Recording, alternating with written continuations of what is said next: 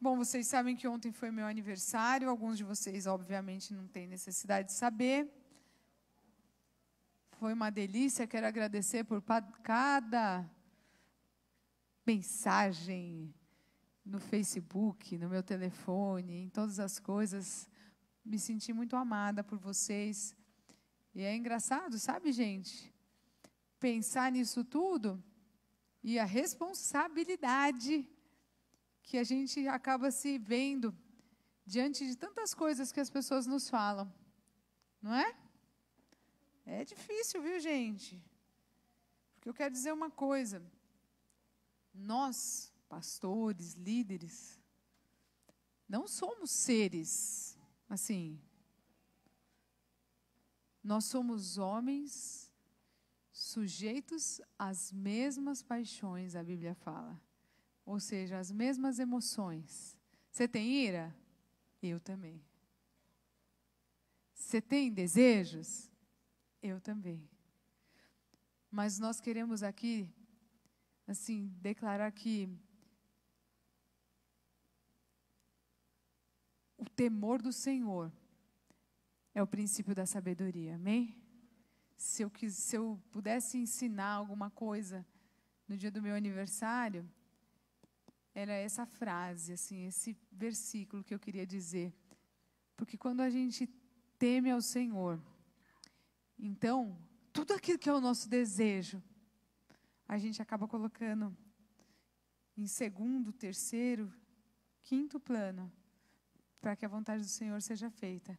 E aí a gente talvez peque menos e erre menos. Amém?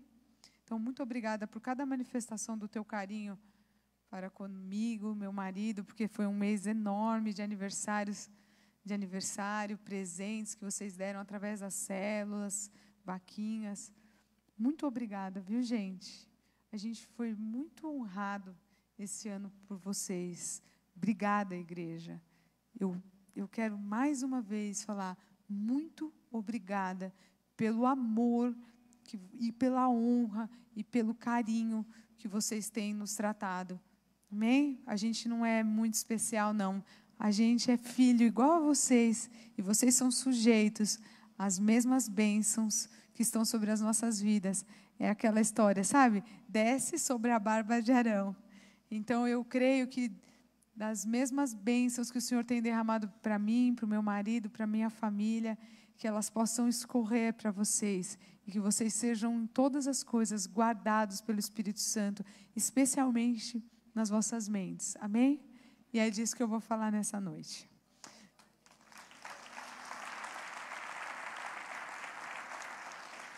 Glória a Deus. Eu não sei se eu estou meio doente, eu estou meio calma, né? Estou meio passada, né? Vamos lá, gente, orem por mim. Estou me sentindo meio doente, uma dorzinha aqui, parece, não sei, meio calma. E aí eu li a mensagem que o Alexandre mandou para mim, o Alexandre da comunicação, com a sua mente brilhante, excêntrica, né? Ele falou assim, uma coisa mais ou menos assim: a minha alegria vai ser ver você na eternidade, andando para lá e para cá e tentando dar ordem para os anjos. Vê se eu mereço ouvir um negócio desse. Foi mais ou menos isso que você disse, Alexandre? Pecador. Tá certo, Alê. Orem aqui por mim, tá? Porque talvez eu acho que eu esteja um pouco doente. Para a gente ir na força do Senhor, do poder dEle. Amém? Vamos orar. Pai, nós queremos te louvar, te agradecer pelo privilégio de estarmos aqui em cima desse altar, porque nós estamos mesmo no plural, porque eu não estou sozinha. A presença do Pai, do Filho e do Espírito Santo manifesta nessa casa, porque onde dois ou mais estão reunidos em teu nome, tu estás, e aqui há um número grande de pessoas que estão em nome de Jesus, e é nesse nome que nós cremos, e é esse nome que nós invocamos nessa noite. Pedimos da tua unção, do teu poder, das tuas manifestações, que o Senhor venha e encha esse altar com o peso da tua glória, que o Senhor possa visitar da primeira à última fileira e ainda todos os trabalhadores em todos os cantos dessa igreja e ainda na rua, Pai, que nós possamos todos, Senhor, ao te servir, sermos ministrados pelo teu amor, pelo teu poder de cura, de restauração, de libertação de toda a cadeia nas nossas mentes. Nós chamamos a tua presença e te pedimos, visita-nos com o teu poder e fala conosco, em nome de Jesus. Amém e amém. Amém? Se você tem uma Bíblia, aplauda ao Senhor. Aleluia! Se você tem uma Bíblia, abra comigo em Romanos 12, 2. Versículo conhecido, batido. Amém? Daqueles que quando você se converte, você já copia, cola e cola lá no espelhinho do teu banheiro, do quarto, ou lugar onde você escova os dentes de manhã. Esse é versículo para início de todas as coisas. Romanos 12, 2. E não vos conformeis com este mundo, mas transformai-vos pela renovação da vossa mente, para que experimenteis qual seja a boa, perfeita e agradável vontade do Senhor. Há aí em Paulo uma dica, e ele fala, não se conforme. Eu sou aquele tipo de pessoa que eu não me conformo. Então, quando acontece alguma coisa, eu falo, Márcio, eu não me conformo que alguém está fazendo isso. Eu não me conformo que aquele fez isso agora de novo. Eu não me conformo, Márcio, não me conformo. Se você é um inconformado como eu, amém, você já está na palavra. Agora, se você é aquele que está conformado, fala, é assim mesmo, todo mundo peca. A vida é isso aí, todo mundo cai. Aí você tem que ouvir a palavra de Deus e colar lá no espelho de novo e entender que há uma dica aqui. Não vos conformeis com este mundo, mas transformai-vos. Então ele falou, olha para o mundo, não se conforma com ele, pelo menos transforma você mesmo. Transformai-vos pela renovação da vossa mente, para que você possa experimentar a boa, perfeita e agradável vontade do Senhor. E eu sou do tipo que não se conforma. Então eu vejo umas coisas e não me conformo. Como, por exemplo, vocês se conformam quando você olha num lugar turístico e lá está escrito Caverna do Diabo? Vocês se conformam? Porque eu não me conformo. Garganta do Diabo. Que mais? Como que você, nomes assim? Quem conhece esses lugares? Serra do quê? Serra do Rio do Rastro. Que mais? Cachoeira da Macumba. Praia da Macumba. Então, semana passada eu estava com o pastor Filipinho do Rio de Janeiro, e ele falou assim, e eles que moram, né, tá acostumado com o nome, e aí ele falou assim, o único lugar que dá para surfar é ali na Praia da Macumba. Eu falei, ué, e você surfa nesse lugar? Muda o nome, querido.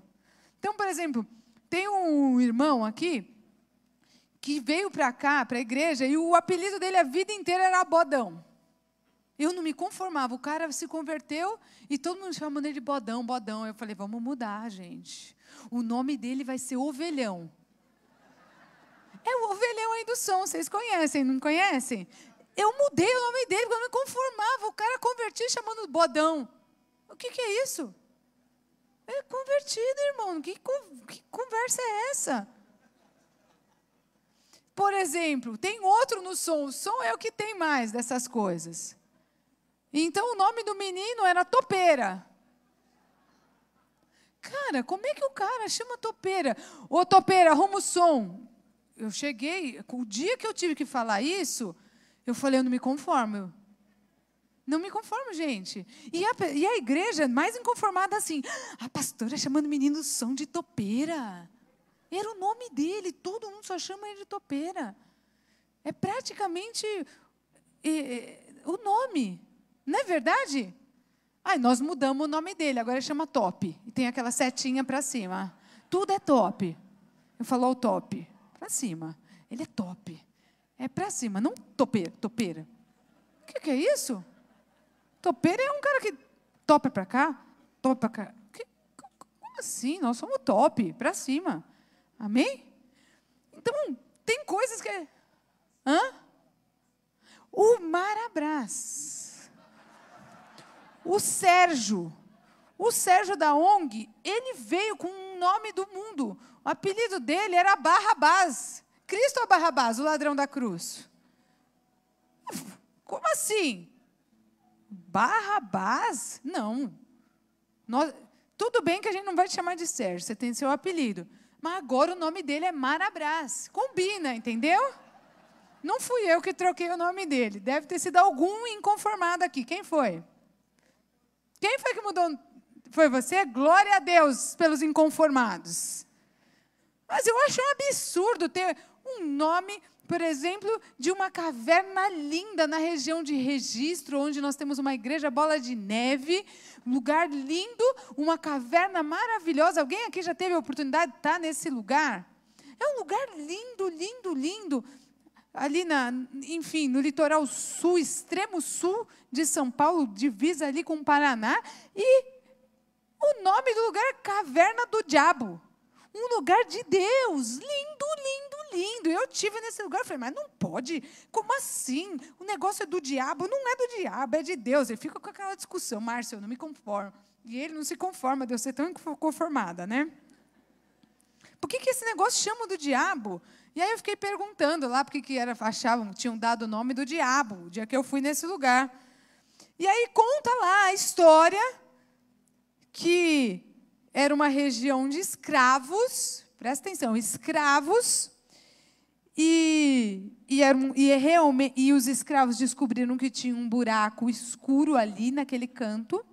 Então, os senhores falavam, vocês não cheguem perto desse buraco, porque o diabo está aí e ele come toda a nossa colheita. Porque os senhores, um pouco mais instruídos, então eles tinham conhecimento de algumas verdades, sabiam que eles podiam fugir pelas cavernas, né? Então, havia uma opressão dos senhores e aqueles escravos seguravam a onda, porque se passasse daqui, no buraco o diabo estava lá. Vocês entenderam?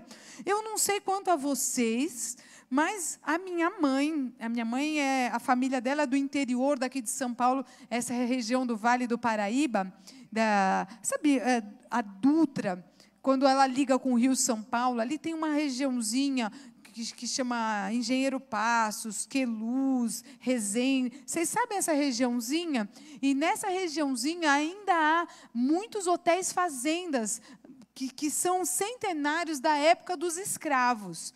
Então, se você quiser ir num hotel fazenda lindo, da época dos escravos, então você vai encontrar alguns nessa região. E a minha mãe, a família dela é dessa região aqui no Vale do Paraíba. E eu me lembro muito bem as histórias da minha mãe. A minha mãe, ela veio... E na infância dela, ela morou com a avó. E a avó deve ter nascido lá para 1800 e bolinha, viveu na época dos escravos. Chegavam muitas histórias para aquela avó. Então, ela tinha muitas histórias. E a minha mãe veio, então, para nós, ainda já 3 gerações, 4 gerações depois, com muitas crendices. Então, eu não sei na família de vocês, mas a minha mãe falava, não deixa o lixo juntadinho assim, sem pegar, porque o diabo fica ali atentando. Vocês já ouviram essa história? Sim ou não? Quem já ouviu? Sim, né? Pelo amor de Deus.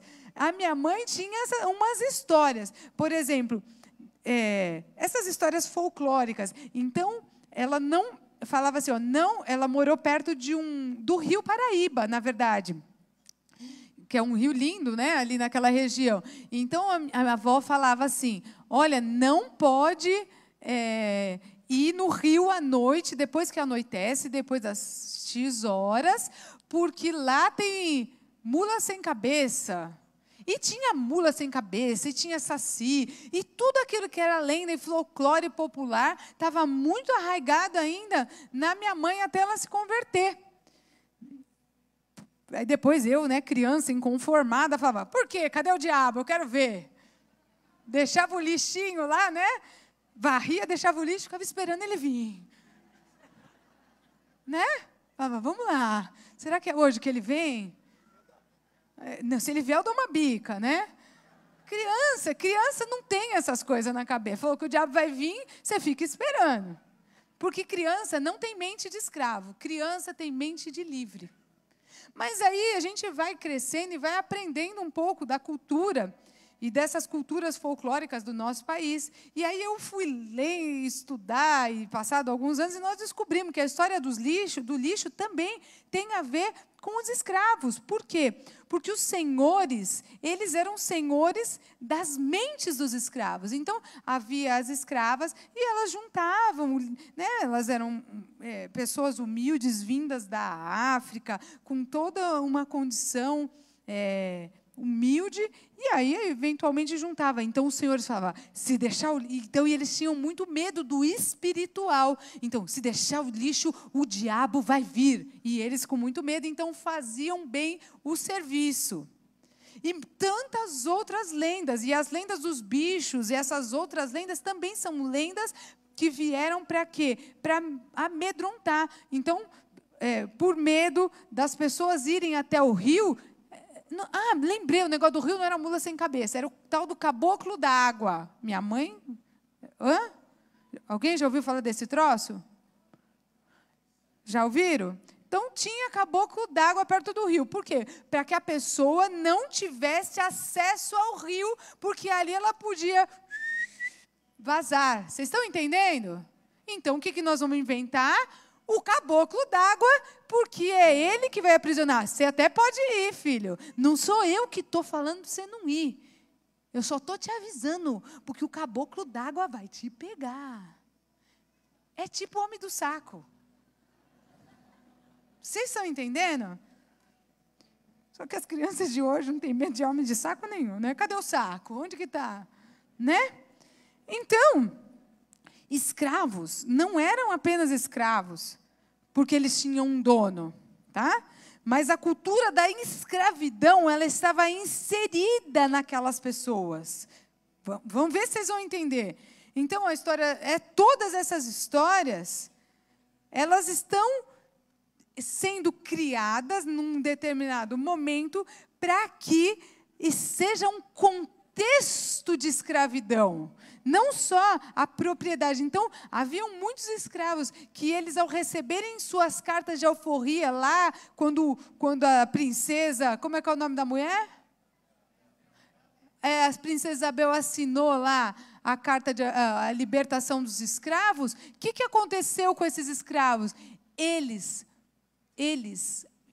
infelizmente, não iam mais embora, porque eles tinham uma mente de escravo e acabavam servindo aqueles senhores até o fim das suas vidas. Então, a cultura da escravidão não acabou quando foi assinada a abolição da escravatura, que a gente aprende na escola. Muitas pessoas continuaram escravas até as suas mortes. E na cultura hebreia, isso eu vou falar a parte porque eu li o livro Yovel, do pastor Gigão, que tem a ver com o assunto que o pastor Marcinho pregou domingo, sobre o jubileu. Eles contam que os escravos hebreus, quando iam ser libertos ali no jubileu, era uma libertação gradativa, para que eles fossem libertos gradativamente. E um dia eu vou contar essa história para vocês. Mas, na verdade, essas histórias, elas eram contadas para que o povo se sentisse sem forças para lutar pelos seus objetivos ou até pelos seus direitos. Pessoas tinham um espírito aprisionado pelo medo. Elas não eram amordaçadas, muitas vezes, pelos seus senhores, mas elas eram amordaçadas pelo medo. Fala, medo! Então, elas se sentiam incapazes de fazer algo ou qualquer coisa que fosse diferente daquilo que já era a rotina do medo, a rotina da escravidão, aquilo que já era a cultura adquirida pelo histórico daquela vida diante daquela prisão, que já não era, de repente, mais uma prisão física, mas ela era uma prisão na mente. Fala, prisão na mente. Então, essas pessoas já não poderiam mais pensar em algo diferente daquilo que eles viviam, tá?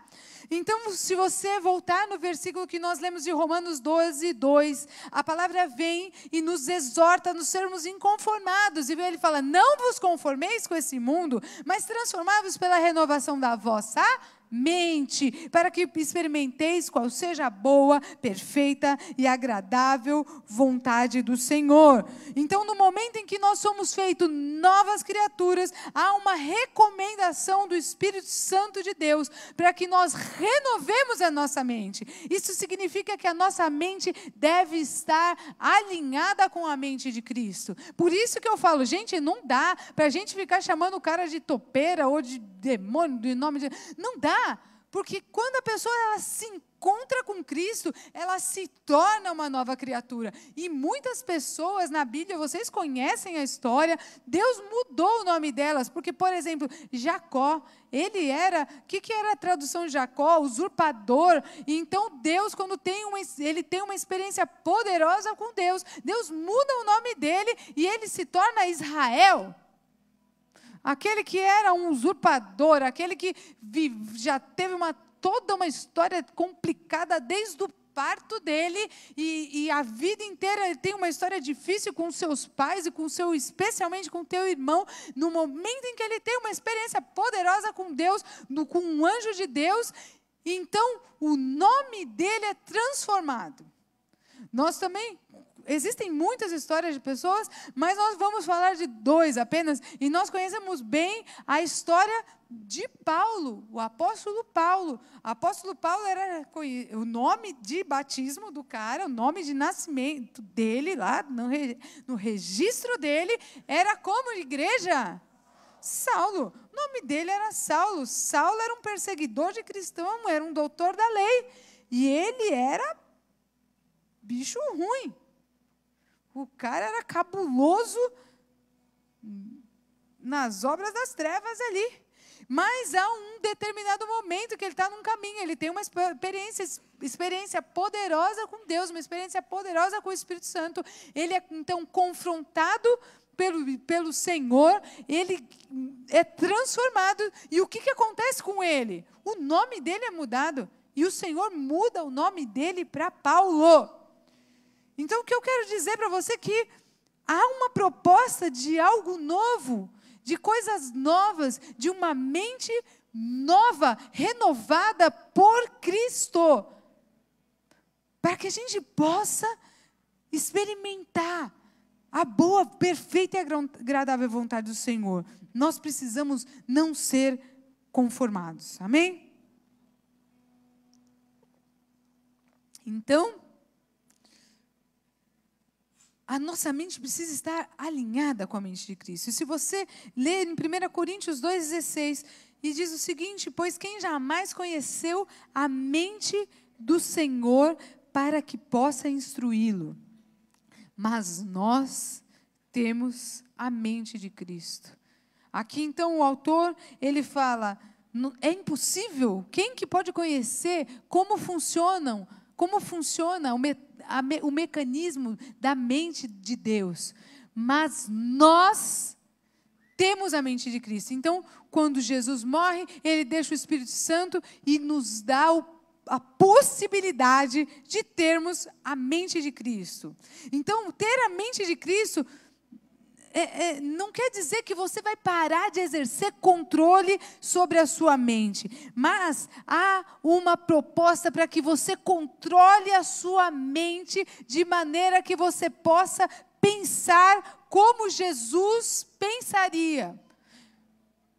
Então, é como se você colocasse um filtro em você, a mente de Cristo. E aí você está diante de uma situação, e aí você fala, o que Jesus Cristo faria? Como a mente dele agiria? E o Espírito Santo te ministra, amém? Então, por exemplo, ontem, uma diaconisa me fez uma pergunta, ou hoje, eu já nem sei mais, e me perguntou assim, olha, eu tenho uma ovelha, e eu tive um sonho com ela, era um sonho meio cabuloso, tal, que tinha umas coisas meio esquisitas, e, enfim, fui falar com a pessoa falou, olha, eu tinha problemas, realmente você está tendo uma visão mesmo, porque dentro da minha casa tem produto de furto. Eu vivi isso no passado. E aí, eu falei para... Aí ela falou, e aí eu disse para a minha ovelha, pega tudo e leva tudo lá para a igreja. Ok. Ela falou, correto, correto. Aí ela perguntou, e o que a gente faz com essas coisas, né? Como é que vai fazer, né? Eu falei, pensei bem ali. Aí eu falei, o que Cristo faria? Na minha mente, veio 2 pensamentos. Imagina, deve ter um monte de coisa boa dentro da casa da mulher. Produto de furto. E aí eu pensei bem, e eu pensei assim, aí minha mente já começou a pensar. Eu pensei assim, vai trazer para a igreja. A pessoa que trouxe, ela vai deixar aqui. Só que amanhã, a hora que ela for embora e de repente ela passar por um aperto, uma necessidade, ou ela tiver alguma dificuldade, ela pode falar assim, agora eu levei tudo lá para a igreja, podia pelo menos vender essas coisas, fazer um dinheirinho. Esse povo da igreja pegou tudo, usou minhas coisas, vendeu, fez dinheiro, e eu aqui me ferrando. Porque quem se converte, eventualmente entra um tempo de limpeza do Senhor. E eventualmente você pode ser trabalhado nessa área. Só que aí, o diabo, ele vai vir e vai tentar a mente da pessoa. E vai falar, lá, o povo da igreja se aproveitou de você, pegou todas as suas coisas. Mas na hora eu respondi para a minha diaconisa, fala para ela fazer uma fogueira santa lá na casa dela mesmo. Porque na minha mente eu vi assim, um outro pensamento.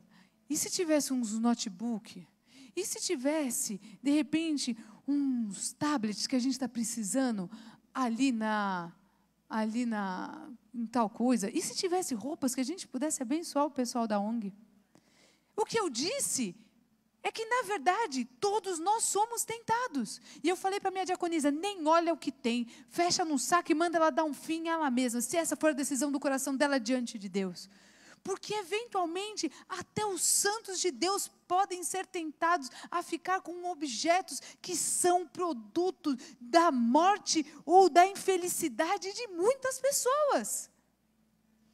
E a verdade é que nós precisamos conhecer a mente do Senhor para que nós sejamos instruídos. Porque aquilo que é valor no mundo é lixo para Jesus.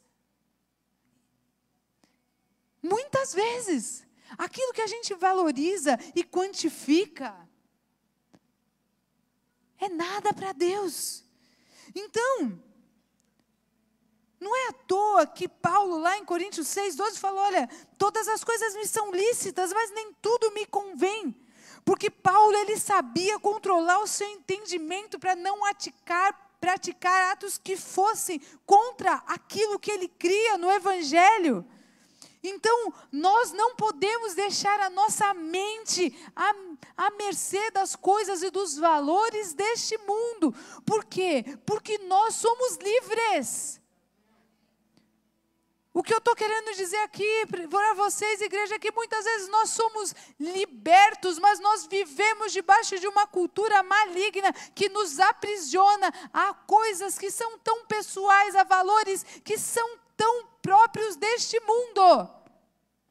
E afinal, a igreja está funcionando, a ONG está funcionando, e ninguém precisou de nada do produto do furto, de morte de ninguém. E nós precisamos entender que a gente não precisa nem ver o pecado para não ser tentado por ele, muitas vezes. E não fazer o outro também ser tentado pelo diabo. Eu vou chegar, vocês vão entender isso no final dessa pregação.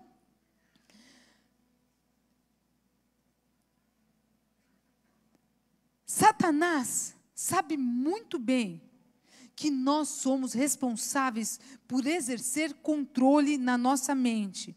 Então, o que ele faz? Ele vem de todas as maneiras nos convencer que isso ou aquilo não é lícito perante a palavra de Deus. Obviamente, a Bíblia, ela acaba nos dando margem para entendimento de algumas coisas.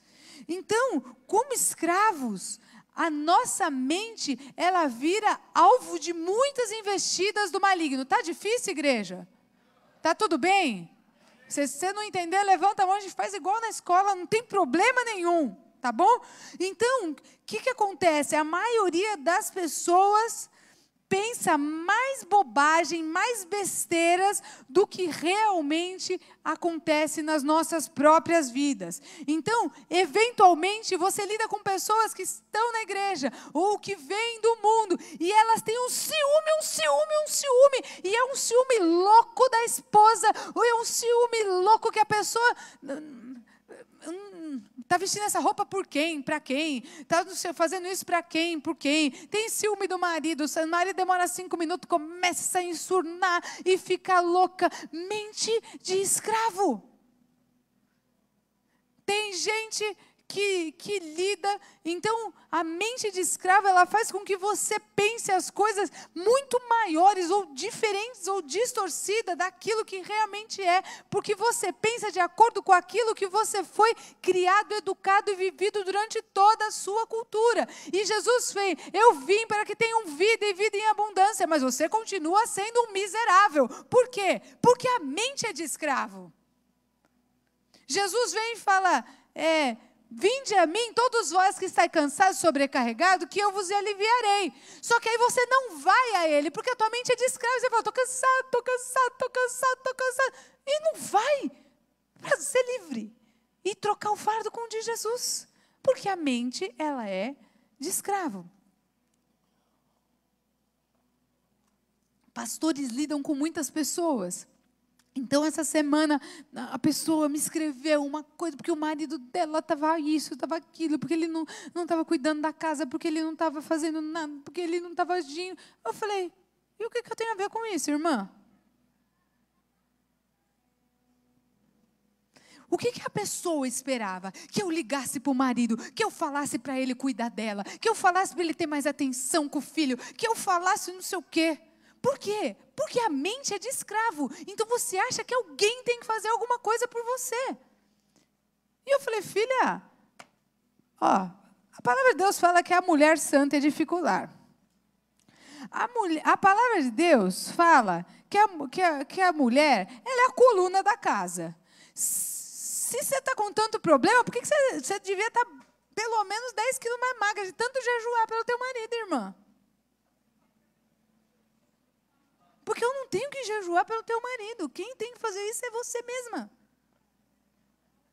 Porque a palavra de Deus fala que nós temos poder de entrar na presença de Deus confiadamente. Não é problema meu, é problema teu. Mas a tua mente de escrava, ela quer um confessionário, ela quer uma macumbinha, gospel, ela quer que alguém faça alguma coisa.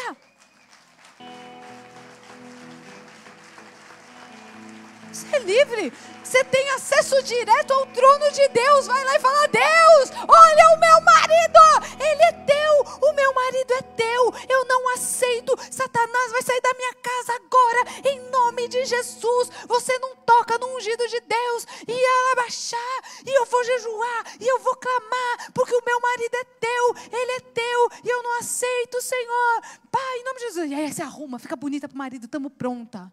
Ai, amor, vamos orar, olha a palavra que Deus me deu hoje. Essa é a mente de livre. Mas a mente do escravo é: pastora, faz alguma coisa e resolve. Ó, meu marido, ele é seu ovelha, ele tem ministério, trabalha na igreja, e você aí vai deixar? Faz aí, ó, pastora. Se a ovelha é nova, eu falo: irmã, vamos orar, tal. Mas se a ovelha velha, eu falo: minha filha, problema é teu, o marido é teu, não casei com ele. Como meu marido dá problema?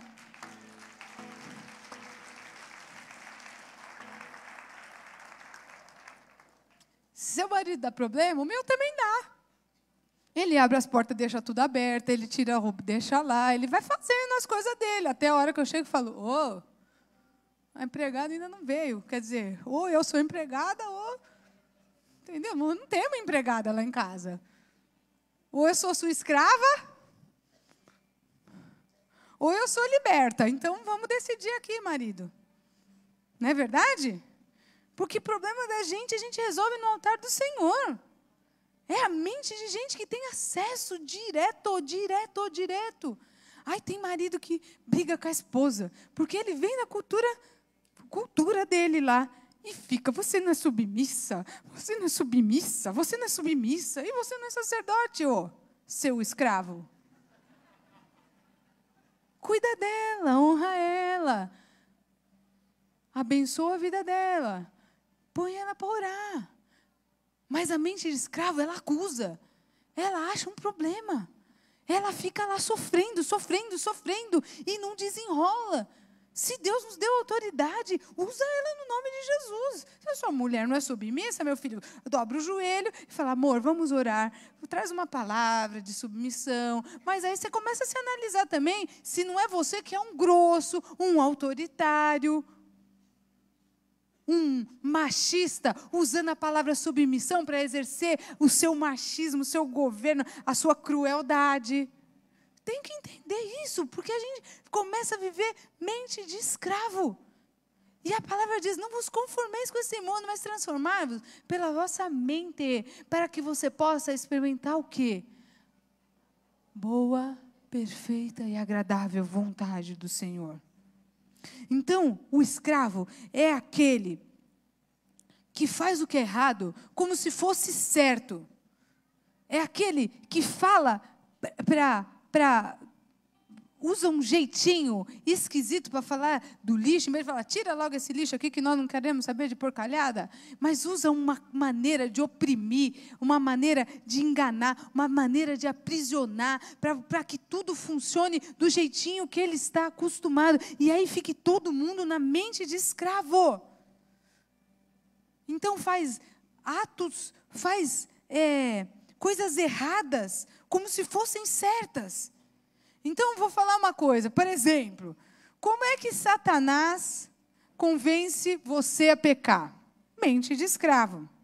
Então, como aconteceu lá com Adão e Eva no Éden? Como é que a serpente vem e convence a Eva de que o pecado não era tão pecado assim? Bom, gente, são 9h35, vocês conhecem a palavra, se vocês não conhecem, está difícil de procurar. Você abre a Bíblia, primeira página, Gênesis 1, tá bom? Fácil, tá? Deus havia dado uma ordem para Adão e Eva não comerem o quê? Uma fruta que estava onde? No meio do jardim. O que Satanás queria? Que eles desobedecessem para quebrar o elo, o vínculo que Deus tinha e a aliança que Deus tinha com aqueles dois. Então, o que ele faz? Ele quer convencer a pessoa que a ordem seja desobedecida. Então, como é que ele faz com Eva? Ele falou, não vai acontecer nada de mal com você. Então, Eva, faz o seguinte, come. Não tem nada a ver essa árvore, está tudo bem, não é assim tão ruim. E aí ela vai, come o fruto, e depois ela ainda convence o marido, quando ele chega e fala, o que você está comendo? Ela, come, experimenta. E ele também come o fruto. Satanás, ele não cegou o casal, tipo,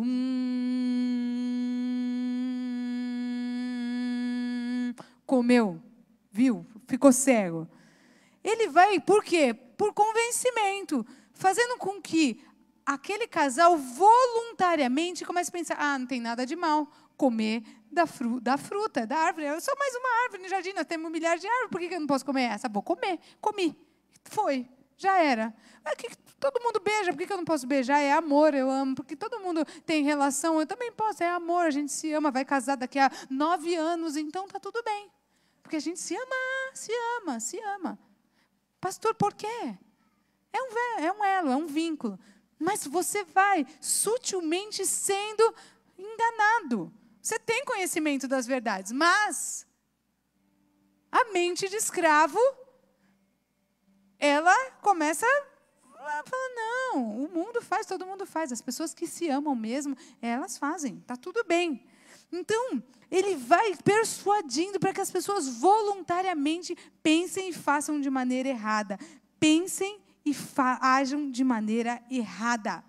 Por isso que a Bíblia nos instrui em princípios espirituais. Dízimo, família, várias outras coisas. Mas, enfim, em Romanos 8, e aí se você quiser deixar aberto, diz o seguinte, 5, a 6 e 9.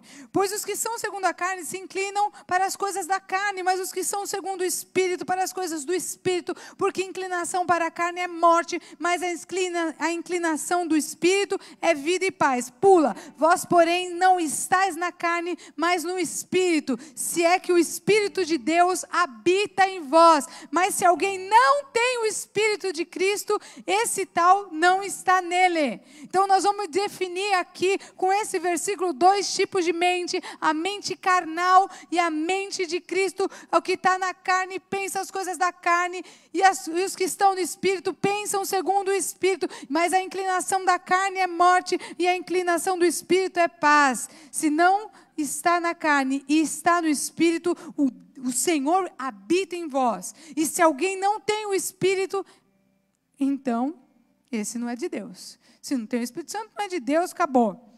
Então, como é que é essa questão? Carne, mente carnal, mente espiritual. A nossa tarefa aqui, para essa noite, é pensar, não com a nossa mente carnal, mas com a mente de Cristo. E aí, lá no versículo 9, ele diz, se alguém não tem o Espírito de Cristo, esse não está nele. Ele não diz... Se alguém não tem o Espírito Santo, mas ele diz, o Espírito de Cristo. Ele está falando, pensa, aquilo que nós falamos no começo, começa agora a pensar, não com a tua carne, com o teu espírito, mas com o Espírito de Cristo. É Cristo em você, começando a te dar uma nova atitude diante das situações antigas, diante das situações antigas, diante das situações corriqueiras, diante daquilo que você já viveu no mundo, diante daquilo que todo mundo vive no mundo, diante daquilo que já existe. Então, uma proposta para uma nova mente, a mente de Cristo. Amém, igreja? Vocês estão entendendo? É uma arma poderosa contra Satanás e seus demônios, como todo mundo faz, mas como Jesus Cristo, o Senhor, faria. Qual é a mente de Cristo a respeito dessa minha vida, dessas circunstâncias? Qual é a mente de Cristo a respeito dessa situação que me foi proposta? O que Jesus Cristo faria? A Carol falou uma coisa, eu até anotei. Ela falou, para nós nos confundirmos, como Jesus Cristo faria? No meio do louvor ela falou isso, eu até anotei. Ah, não. Ela falou, o diabo tem mentido, dizendo que nós precisamos de tantas coisas. Mas o que você precisa, afinal? Porque a mente do mundo é uma, mas qual que é a tua? Qual que é o Espírito de Cristo? O que ele faria? Se nós então somos responsáveis por inclinar a nossa mente para as coisas de Cristo, então a gente tem que começar agora a chamar a presença de Cristo. E o ponto de partida para isso é o quê? Renovar nossa mente. Romanos 12:2. Começar a pensar de novo, como ele pensa. E o que eu vou fazer a respeito disso? O que eu vou fazer a respeito daquilo? É por ele, através dele. Agora, o que está falando aqui, e Paulo fala lá em Romanos 8, é sobre um livre-arbítrio. Uma situação que você pode optar pela mente de Cristo ou pelo costume que você já tinha. Então, Romanos 2:2, renovará a vossa mente, transformará a tua mente. Por quê? Porque o Deus desse século cegou o entendimento dos incrédulos para que não lhes resplandeça a luz do Evangelho da glória de Cristo, o qual é a imagem de Deus. Há uma situação aqui, ó. O Deus desse século, o diabo, cega todo mundo. Ele vem cegando todo mundo, para que ninguém entenda nada e faça tudo conforme o parâmetro, o padrão. É escravo, da maneira como escravo, vive como escravo, age como escravo, ainda que esteja na igreja, mas continua tendo atitudes de escravo, porque não tem a mente de Cristo. E aí a palavra de Deus fala, o Deus desse século com um desenho minúsculo, porque é o diabo, ele tem poder de cegar as mentes. Agora, queridos, eu te pergunto, como é que o diabo com D, aquele diabinho desgraçado, tem poder de cegar a tua mente? Filha de Deus, filho de Deus, como é que ele pode cegar a gente de maneira que nós fazemos e agimos de acordo com o que é o entendimento coletivo, com aquilo que todo mundo faz, da maneira como todo mundo age? A gente praticamente age no automático o tempo todo e não pensa em renovação da mente para essa proposta. Então, gente, eu vou falar uma coisa, você explodiu com a tua mãe a vida inteira, você ainda explode? Você já viu que ela é maluca nessa área? Vocês estão entendendo? Mas a mente de escravo, ela não consegue pensar com a mente de Cristo. A mente de Cristo, ela tem compaixão. Ela olharia para esses problemas da sua mãe, essas limitações, essas dificuldades, e falaria, eu decidi perdoar. Eu decidi perdoar. Senhor, eu entrego nas suas mãos. Essa é a mente de Cristo. A mente do escravo é fazer do mesmo jeito. Ah, pastora, mas olha, mas nessa área eu continuo. Filho, a mente do escravo grita, grita, grita, grita. E vai continuar gritando até que dia? A mente do escravo, ela tem um hábito. Então ela continua fazendo. Ah, mas essa é a maneira que eu tenho para melhorar a renda da minha casa. E é por isso que esse país vive nessa corrupção miserável, queridos. Isso daí é uma herança maligna espiritual. Olha, eu não quero dizer para vocês, mas o problema não é o Lula, nem a Dilma, nem o Temer, nem o problema é uma mente maligna escrava. Enquanto não houver uma renovação das nossas mentes em Cristo Jesus, para que nós possamos experimentar essa boa, perfeita e agradável vontade, uma conversão genuína, então não vai ter mudança, vai vir de escândalo em escândalo. Só que o que me indigna, o que não me deixa conformada, é que se a igreja de Jesus Cristo livre, liberta, limpa, sarada, curada, perdoada, restaurada, não consegue, como é que a nossa governância, é isso?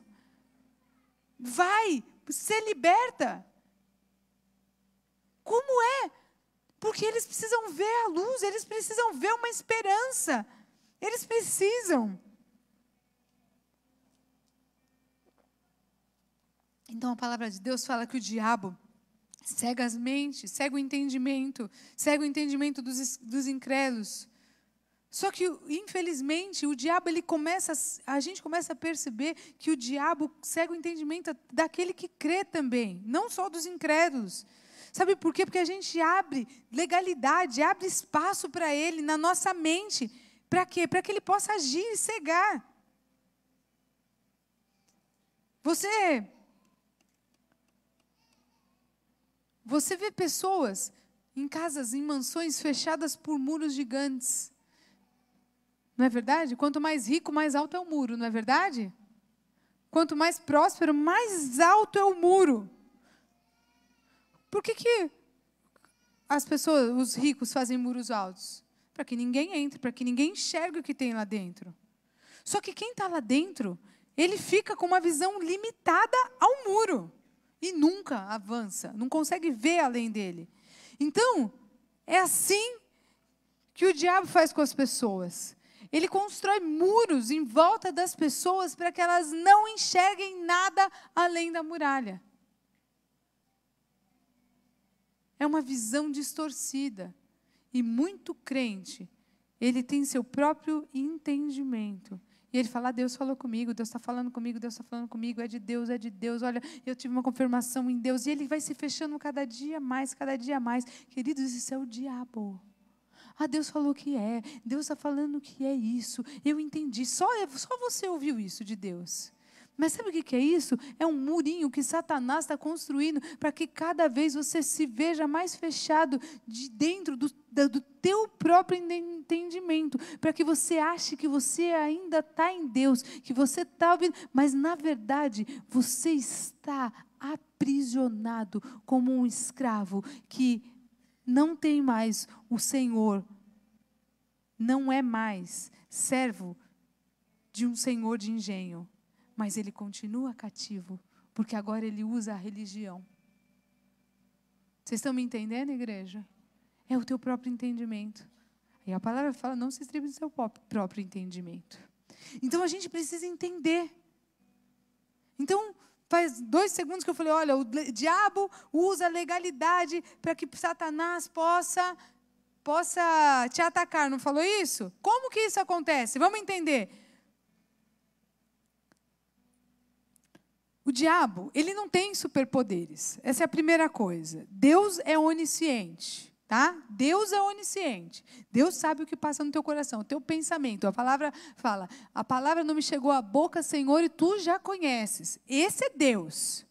Então, Deus sabe os seus pensamentos. O diabo não tem poder de ler pensamentos. Mas como é que o diabo sabe o teu ponto fraco? Então, como é que ele pega exatamente no teu calcanhar de Aquiles, na onde te dói? Como é que o diabo te faz pecar? Vamos entender isso? Como é que ele faz isso? Ele vai na tua mente, como ele não é onisciente, e aí ele faz mais ou menos assim. Ele olha e começa a buscar alguns padrões no teu comportamento, de acordo com alguns estímulos. Então, você está passando na televisão, ele está lá, te observando, e está passando um monte de programa na televisão, e você está ali, distraído, brincando com seu filho. Mas, de repente, aqui no canto do olho, você viu uma bunda de mulher, daquela da cerveja. Bumbum, né? Pastora não pode falar isso. Bumbum. De repente, olha o teu olhão. Você estava brincando com o menino. Você não estava vendo filme nem a novela, você estava aqui. Mas aqui, ó, na tua visão periférica, você ouviu a propaganda da Devassa? E aí, Satanás viu. Veio o estímulo. E ele viu. Falou, o ponto fraco dele é mulher, sensualidade. Espera aí, vamos ver. Piriguete na rua. Só que agora, Satanás já conhece. Não, piriguete usa salto. Então, ele já sabe o que é o teu ponto fraco. O que ele faz? Balança o cabelinho. Já descobriu. Acabou. Agora, se você for muito, muito crente, mas muito crente mesmo, se você for servo de Deus, homem de Deus, ele já viu que você viu o bumbum. Ele sabe que você está naquela arregaçada, daquela seca desgraçada, né? Você sabe, né, homens, do que eu estou falando. Mas você é crente, homem de Deus, servo do Senhor, firme na palavra, o que ele faz? Tem uma blusa aí? Ai, obrigada.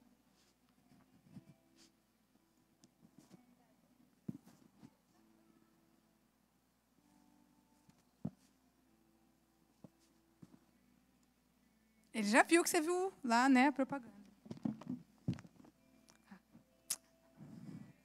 Irmão,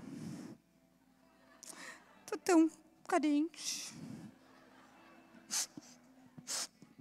Sabe, irmão, lá em casa,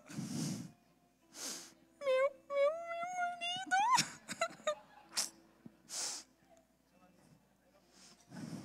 Você ora por mim? 2 da manhã. Irmão, não esquece de orar por mim, tá tão ruim aqui em casa. 2 da manhã. Ele viu a propaganda da Devassa. Satanás sabia. Dia seguinte, Pronto, a irmã não precisa mais se vestir assim tão recatada. Não está querendo seduzir ninguém, não. Ele já sabe que você está mal. Que você tá difícil a tua vida. Foi difícil os últimos golpes. Então, ele age de outra maneira. Você está precisando de dinheiro. Teu filho está chorando. Ele tem necessidades. Passa aquela propaganda do brinquedo no Dia das Crianças. E aí, quando cada propaganda de brinquedo, você está lá brincando com o teu filho do mesmo jeito, mas vem a propaganda de brinquedo. Só que aí é o teu filho. Ai, pai. Olha, pai, o trenzinho. O que é que eles gostam agora mesmo? Hã? Eles gostam de tablet, né? iPhone, eles gostam de iPhone. Eles gostam de Mac. Mas tá lá, e aí passa a brincadeira, aí o teu filho. Ai, pai. Satanás viu, você fez assim, ó. Ele viu. Teu problema, passou a propaganda da Devassa, você não olhou. Mas aí ele viu você. Você fez assim.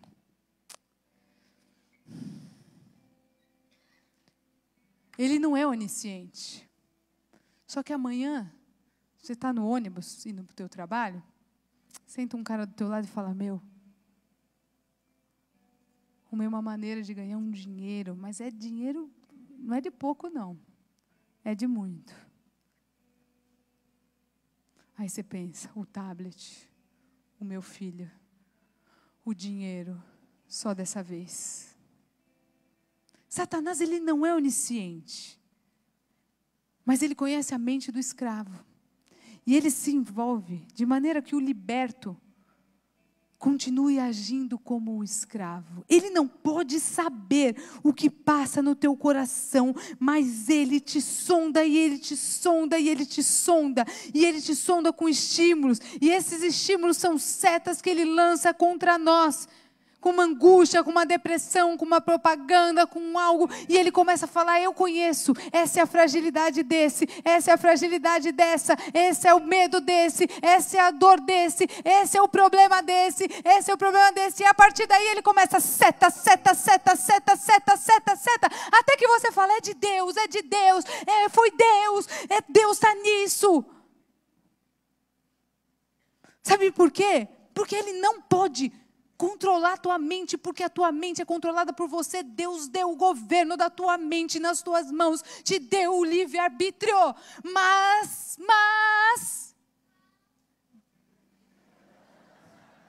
isso mesmo, mas você agora é um escravo que recebe estímulo através de estímulo. É como o caboclo d'água, é como o saci, é como a perereca da vizinha, é como qualquer coisa. Vocês estão entendendo? São os mesmos métodos para um tempo e para pessoas diferentes. Mas são os mesmos métodos milenares de controle da mente. Só que nós estamos aprisionados.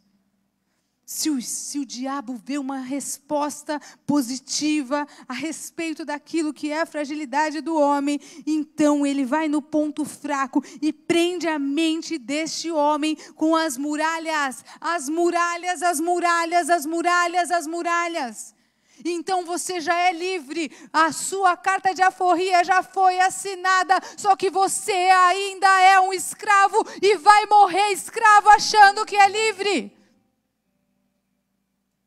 Oh, Jesus!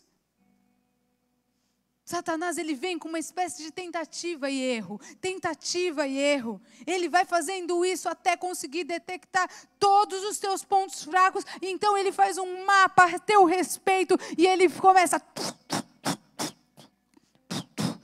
te alvejar de dardos inflamados do maligno. É isso que a Bíblia te chama de dardos inflamados do maligno.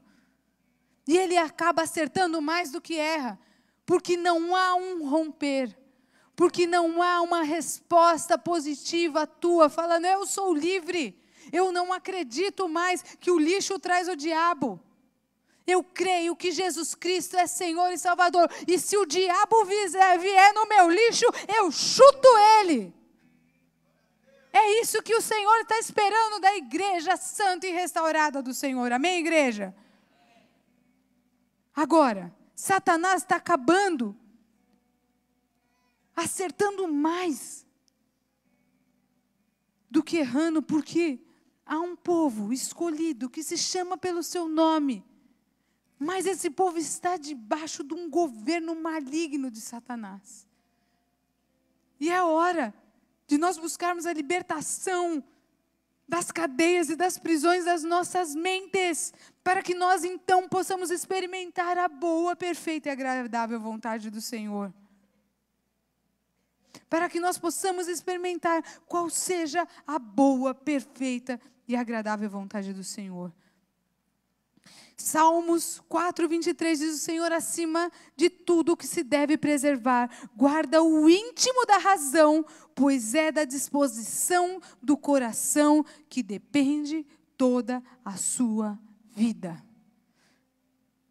Sobre todas as coisas, guarda o teu coração, guarde as suas emoções, não tome atitudes baseadas naquilo que é a cultura deste mundo, naquilo que é a dor ou o estímulo que vem externo.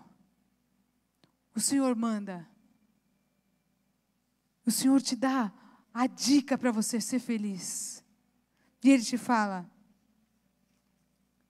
não vos conformeis com o presente século. Não se conforma, filho, não se conforma, filha. Não se conforma com isso que você está vivendo. Há uma proposta minha, você precisa experimentar o que é alegria. O que é a minha vontade para você? Ela é boa, ela é perfeita, ela é agradável. A minha vontade vai ser paz para todos aqueles que te amam. Quando for a minha vontade, haverá paz. Não haverá guerra. Haverá um regozijo e uma alegria celestial. Não haverá pranto, não haverá tanto rancor, não haverá nada. A minha vontade, ela é boa, ela é perfeita e agradável. Baixe sua cabeça e feche seus olhos.